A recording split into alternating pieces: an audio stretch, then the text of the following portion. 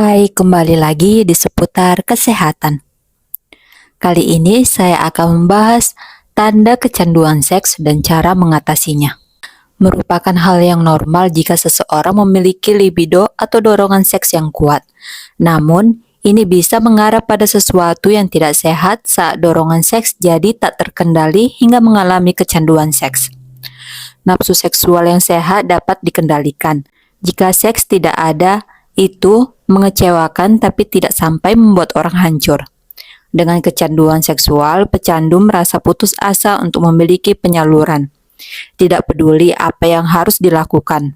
Kecanduan seks membuat seseorang sulit mengontrol pikiran seks, kebutuhan serta dorongan seks. Perilaku seksual kompulsif seperti ini bisa membawa konsekuensi mulai dari masalah kesehatan mental, relasi personal, hingga berpengaruh pada kualitas hidup.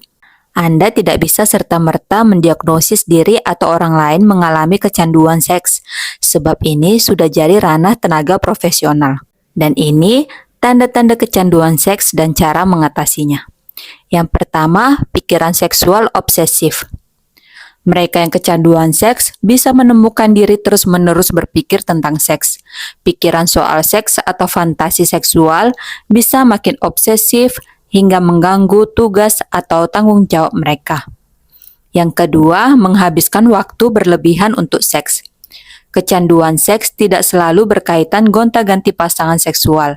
Jika seseorang menghabiskan banyak waktu dan energi untuk hubungan seks, bisa jadi ini tanda bahaya. Yang ketiga, malu dan depresi. Kebutuhan seks yang mengarah pada candu bisa kemudian diselingi perasaan cemas, malu, depresi, atau menyesal. Mereka malu sebab kesulitan mengendalikan dorongan seksual. Bahkan, ada kemungkinan mereka menunjukkan tanda depresi dan ide untuk bunuh diri. Yang keempat, kehidupan pribadi maupun sosial terganggu. Saking terpaku pada aktivitas seks, aktivitas bisa terganggu. Mereka bisa lalai akan tanggung jawab di sekolah atau kampus, pekerjaan, relasi personal, bahkan bisa menarik diri dari interaksi sosial. Aktivitas seksual menjadi prioritas di atas aktivitas relaksasi atau hobi. Yang kelima, masturbasi berlebihan. Masturbasi sebenarnya jadi cara sehat untuk mengeksplorasi seksualitas, juga mengekspresikan dorongan seksual. Namun, jika dilakukan berlebihan hingga mengganggu aktivitas sehari-hari, rasanya ini bisa menunjukkan potensi kecanduan seks. Yang keenam, terlibat perilaku seksual berisiko. Dalam beberapa kasus, kecanduan seks bisa membuat orang terlibat dalam perilaku seksual berisiko atau tidak pantas. Ini mencakup eksibisionisme, seks di lokasi publik, seks tanpa pelindung, juga menggunakan jasa prostitusi. Perilaku seperti ini berisiko menularkan penyakit menular seksual. Yang ketujuh, selingkuh. Ada dorongan untuk mencari pasangan seks baru meski sudah memiliki pasangan sah. Selingkuh bukan lagi jadi hal aneh demi mencari pasangan seks semalam.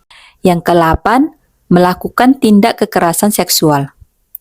Dalam kasus ekstrim, kecanduan seks akan membuat orang terlibat dalam aktivitas kriminal, dan kekerasan termasuk menguntit, memperkosa, atau mencabuli. Meski demikian, sangat mungkin pecandu seks tidak terbukti terlibat dalam aktivitas kriminal. Bagaimana tindak lanjutnya? Jika Anda menemukan tanda-tanda ini pada diri atau pasangan, maka perlu berkonsultasi dengan tenaga profesional. Sangat penting untuk berkonsultasi juga menemukan support group atau kelompok pendukung. Jika Anda berada dalam satu hubungan dan perilaku orang lain melukai hubungan Anda, sebaiknya mendiskusikan ini dan menghasilkan rencana terkait bagaimana Anda berdua akan merespons dan mendukung satu sama lain. Biasanya tenaga profesional akan merekomendasikan terapi dengan beberapa metode seperti rawat inap sehingga pasien ditarik dari kehidupan hariannya, terapi perilaku kognitif, juga terapi obat. Itulah beberapa tanda kecanduan seks dan cara mengatasinya. Terima kasih.